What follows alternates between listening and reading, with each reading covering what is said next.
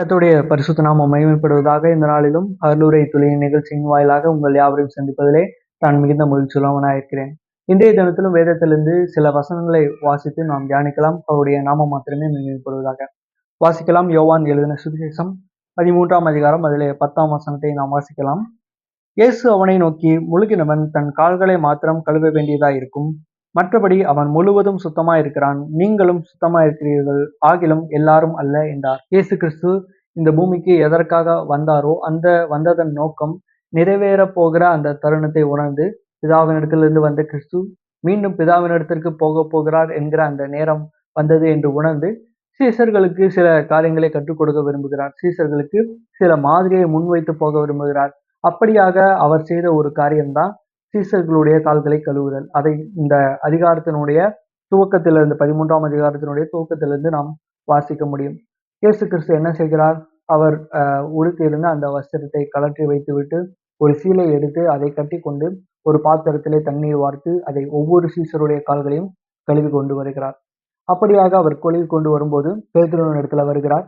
பேதுரு இயேசு கிறிஸ்துவை தடுத்து நிறுத்தி, ஆண்டவரே, நீங்க என்னுடைய கால்களை என்ன செய்யலாமா, கழுவலாமா அப்படின்னு இயேசு கிறிஸ்துவினிடத்துல கேட்கிறார். அதற்கு இயேசு கிறிஸ்து சொல்றாரு, நான் இப்போ என்ன செய்கிறேங்கிறத நீ அறியாய், பின்பு நீ அறிந்து கொள்வாய் அப்படிங்கறத இயேசு கிறிஸ்து சொல்றாரு.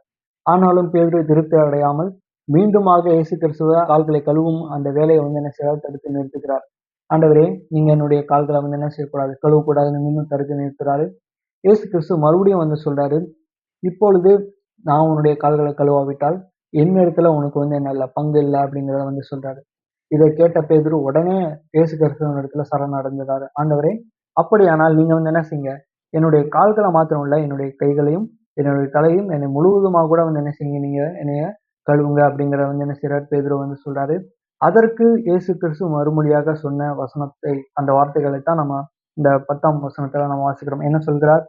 முழுகினவன் தன் கால்களை மாத்திரம் கழுவ வேண்டியதாயிருக்கும், மற்றபடி அவன் முழுவதும் சுத்தமா இருக்கிறான். அன்றைய காலத்துல யூத ஜனங்கள், இஸ்ரவேல் ஜனங்களுக்கு இருந்த ஒரு பாரம்பரியம், ஒரு வழக்கம் என்னன்னா, அவங்க அந்த நாள்ல அவங்க ஸ்நானம் செய்த கொண்ட பிறகு, அதாவது அவங்க தங்களை தாங்களே சுத்திகரித்து கொண்ட பிறகு மீண்டுமாக தங்களை தாங்களே ஸ்நானம் பண்ண தேவையில்லை, தங்களை தாங்களே சுத்திகரித்துக் கொள்ள தேவையில்லை. மாறாக அவங்க என்ன செய்யலாம்னா, அவங்க தங்களுடைய கால்களை மாத்திரம் கழுவினா போதும். ஏனென்று சொன்னால், அவங்க அன்னைக்கான அந்த ஸ்நானம் எடுத்துக்கொண்ட பிறகு அவங்க பிரயாணமாவோ இல்ல பல காரணங்கள் நிமித்தமாகவோ வெளியில போகலாம்.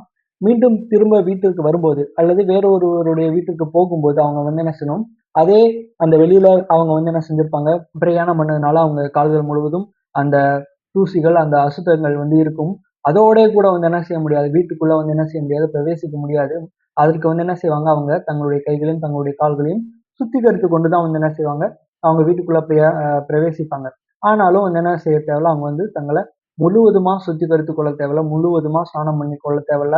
ஏனென்று சொன்னால் அவர்கள் சுத்தமாக தான் இருக்கிறார்கள், அவர்கள் ஸ்நானம் எடுத்துக்கொண்டுதான் இருக்கிறார்கள். அப்படியாக இருக்கும்போது அவங்க மீண்டும் சுத்திகரித்துக் கொள்ள தேவையில்லை, மாறாக அவர்களுடைய கால்களை மட்டும் கழுவினால் போதும். அதுதான் இயேசு கிறிஸ்துவும் சொல்றாரு, முழுக்கிறவன் தன் கால்களை மாத்திரம் கழுவ வேண்டியதா இருக்கும், மற்றபடி அவன் முழுவதும் சுத்தமா இருக்கிறான். நீங்களும் சுத்தமாய் இருக்கிறீர்கள், ஆகிலும் எல்லாரும் அல்ல அப்படிங்கிறத சொல்றாரு.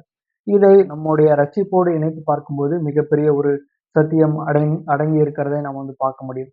எப்படி என்று சொன்னால், நாம் இயேசு கிறிஸ்துவை தன்னுடைய சொந்த இரட்சகராக ஏற்றுக்கொண்டு ரட்சிக்கப்பட்ட பிறகு நாம் நம்முடைய பாவங்கள் யாவும் மன்னிக்கப்பட்டு விட்டன, நம்முடைய அக்கிரமங்கள் யாவும் மன்னிக்கப்பட்டு விட்டன, நாம் பரிசுத்தமாகிவிட்டோம், நாம் நீதிமான்கள் ஆகிவிட்டோம், தேவனுடைய சொந்த பிள்ளைகளாக மாறிவிட்டோம், பரிசுத்த ராஜரீக ஆசாரிய கூட்டமாக மாறிவிட்டோம். ஆனாலும் நாம் அனுதின ஆத்தும சுத்திகரிப்பை செய்து கொள்ள வேண்டிய அவசியத்திலே இருக்கிறோம். எப்படி என்று சொன்னால், இந்த உலகத்திலே வாழக்கூடிய நாம் அநேக விதமான அந்த பாவங்கள் நம்மை சூழ்ந்துதான் இருக்கும். வெறுப்புகள், கோபங்கள், பொறாமைகள், பல விதமான ஆசைகள், பல விதமான இச்சைகள், இவைகளின் ஊடாகத்தான் என்ன செய்றோம், இவைகளின் நடுவே தான் நம்ம என்ன செய்றோம், நம்முடைய கிறிஸ்தவ வாழ்க்கையை வாழ்ந்து கொண்டிருக்கிறோம். ஏதாகிலும் ஒரு இடத்திலே நாம் சற்றே நாம் என்ன செய்யலாம், தவறிவிடலாம்.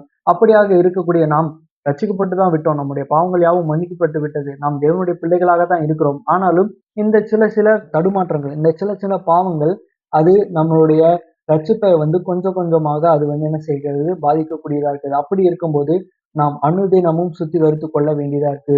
எப்படியாக இஸ்ரவேல் ஜனங்கள் அவங்க அந்த வெளியில பிரயாணம் பண்ணி கொண்டு மீண்டும் வீட்டிற்கு போகும்போது அதே அசுத்தத்தோட, அதே அந்த தூசிகளோடே வந்து போகாம தங்களுடைய கால்களை வந்து என்ன செய்வாங்க, கழுவி கொண்டு தான் போவாங்க. அதே மாதிரி ஒவ்வொரு முறையும் நாம் வந்து என்ன செய்றோம், தேவனுடைய நம்ம ஆலயமா இருக்கிறோம். தேவனுடைய ஆலயத்துல பிரவேசித்து அவரை ஆராதிக்கக்கூடியவங்களா இருக்கிறோம். அப்படிப்பட்ட நாம் அனுதினமும் நம்மளை நாமே நம்முடைய ஆத்தும சுத்திகரிப்புக்காக நம்ம வந்து என்ன செய்யணும், பிரயாசப்பட்டு நம்ம வந்து என்ன செய்யணும், நம்முடைய காரியங்கள, நம்முடைய குற்றங்கள, நம்முடைய பாவங்கள தேவனிடத்துல அறிக்கையிட்டு நாம் அனுதினமும் நம்முடைய ஆத்துமாவை சுத்திகரித்துக் கொண்டே இருக்க வேண்டும். அப்படியாகத்தான் நாம் தேவனிடத்துல வந்து என்ன செய்யணும், கிட்டிச் சேர வேண்டியது அவசியமா இருக்கு. அப்பேற்பட்ட ஒரு மிகப்பெரிய ஒரு சத்தியத்தை தான் நம்ம வந்து என்ன செய்றோம், இந்த 10ஆம் வசனத்தில் நம்ம வந்து பார்க்கிறோம். நாம் முழுவதும் சுத்தமாக தான் இருக்கிறோம். ஆனாலும் நம்முடைய பாவங்கள் யாவும் மன்னிக்கப்பட்டு இருந்தாலும், நாம் முழுவதுமாக தேவனுடைய பிள்ளைகளாக மாற்றப்பட்டிருந்தாலும், நம்முடைய ஆத்துமா அதாவது நமக்கு நம்முடைய கிறிஸ்தவ வாழ்க்கை இப்பேற்பட்ட அந்த பாவ உலகத்தின் நடுவே இருக்கிறதுனால, நாமளும் எங்கேயாவது சில நேரங்கள்ல தடுமாறி